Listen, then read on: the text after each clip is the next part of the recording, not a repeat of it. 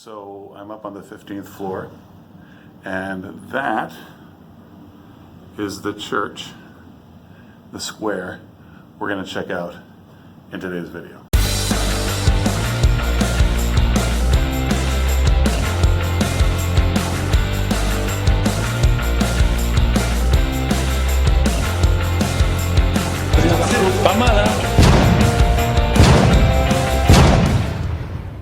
Hey guys, got into Cape Town, South Africa last night and slept up on the 15th floor. So when I woke up this morning, I saw a church a few blocks distant, and I was told downstairs at the hotel that that area is Green Market Square. So I'm just going to walk there before my day really gets started. It's about 7 o'clock in the morning. And this part of downtown Cape Town is quiet right now. But yeah, let's walk.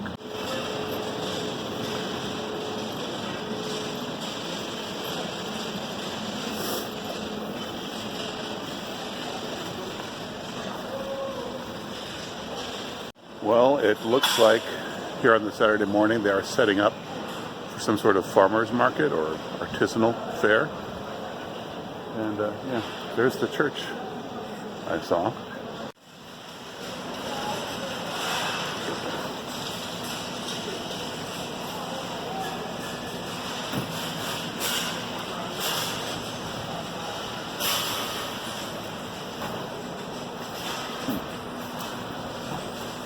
So they have the position of gospel storyteller. I think that's supposed to be the main pastor.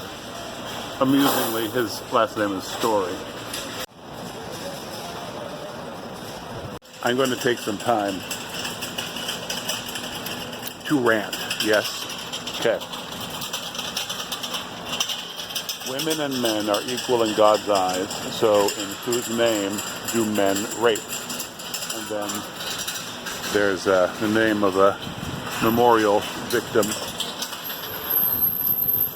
Y'all, first of all, this is so Methodist to have some socially conscious sign up. So in a way, it's comforting to know that Methodists are the same the world over. But goodness gracious, you could put any sin up there. Women and men are equal in God's eyes, so why do men murder? I mean, equality never has anything to do with sin. And what a weird,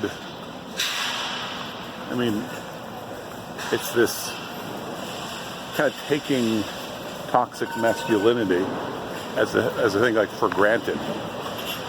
This is something men do. I'm not going to break into a whole video just about this, because that would stray away from the fun of this thing. But yeah, Methodists, same all over.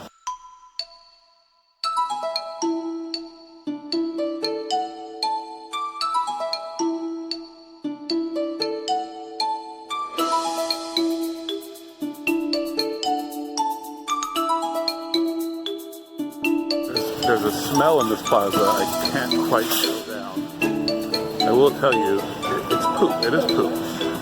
Maybe horse? But it smells wholesome, like it's a wholesome poop smell. But there's something about it I can't quite identify.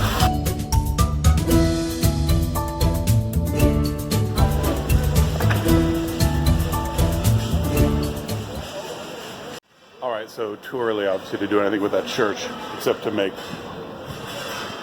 a scathing commentary, you know, about depressing things. But I did want to make just a couple of observations as I walk around town. One is that, you guys know that most of my travels, really all my travels until this year, have been to Latin America.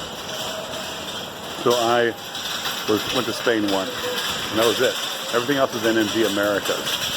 And I look around here, and I know it's just one part of town, but it would be an impossibility to be in a Brazilian city equal niceness, all that jazz. That wasn't spray painted everywhere, right? Yeah, it really doesn't matter what city in Latin America. I haven't seen anything, like zero. And there's no way a city can keep up with it. If it's something people do, like you're going to see some, and I have seen absolutely zero. The other thing worth noting is that I've been walking for 15 minutes and kind of in a circle. I'm like 4 blocks from my hotel right now. I haven't strayed outside that perimeter. I've been propositioned by more prostitutes during this time than in my entire life. Like 40 years, a certain number. And then today, this morning, the last 15 minutes, yeah, went ahead and passed that. So hey, setting records, that's what we're doing. Anyway, Green Market Square. Very nice. We'll see if we can check out some handcrafted stuff as the booths go up. The last Rugby World Cup, I watched, just talking to the phone. Yeah. The last Rugby World Cup I watched from Chile. It was 4 years ago. So the beginning of this Rugby World Cup, I'm watching from South Africa. And one of my side missions today, which I'm putting in grave peril by even being near this TV, is knowing, so on day one, the All Blacks New Zealand played South Africa, and I'm hoping to watch that game tonight without spoilers. It's easy to do in the States, obviously it won't be easy to do here. The most fabulous news of today is that I did not in fact miss the Springboks All Blacks game. That's in just a few hours, so hopefully I can find a great place to watch it with a bunch of Springbok fans. That would be a dream come true. Meanwhile, this market is just about up, but it's begun to rain. Let's shove ourselves in there. Let's shove ourselves in there and see what happens.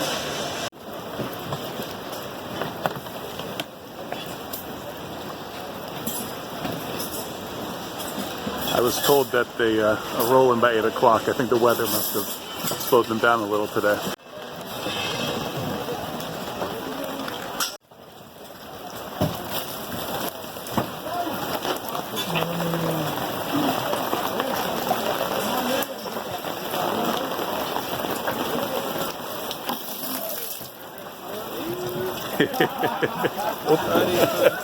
No worries.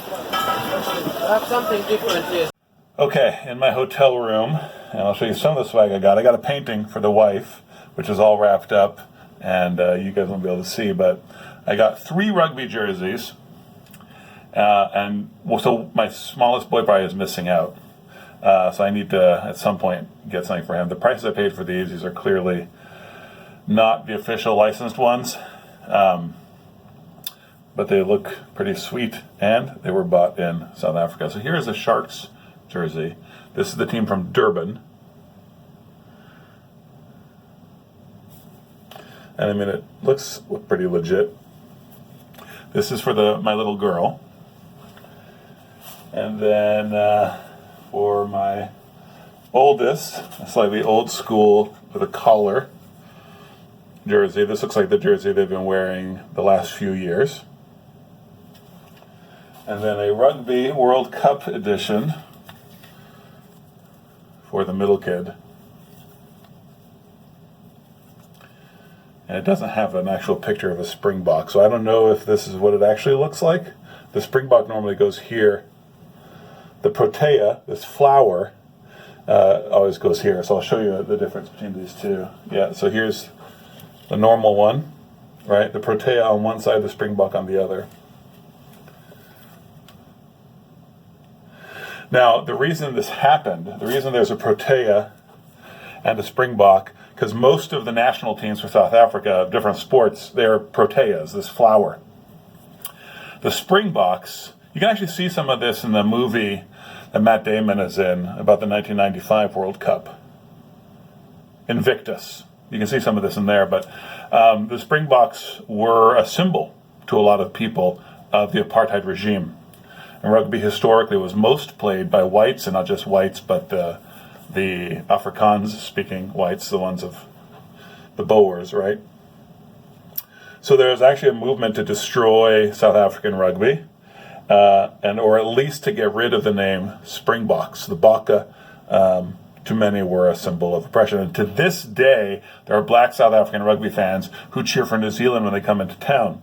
There are historic, generational All Blacks fans and Crusaders fans and all that in this country who are South African, and it's because they loved rugby but couldn't cheer for the Springboks. So it actually was sort of an act of resistance. With every year that passes, that changes. So there was actually a movement in the 90s to get rid of the Springboks name. They managed to keep the Springboks name, but they had to also display the protea, right? The symbol for all the national teams. I think that's pretty interesting. Boom. So that's my swag from the market. Well, that was quite an adventure. I did buy some things. I spent enough that I need to justify some of these purchases as Christmas purchases. And, I did my share of negotiating, but whenever you're in a culture that negotiates, you always feel like you could have done better after you do strike a deal.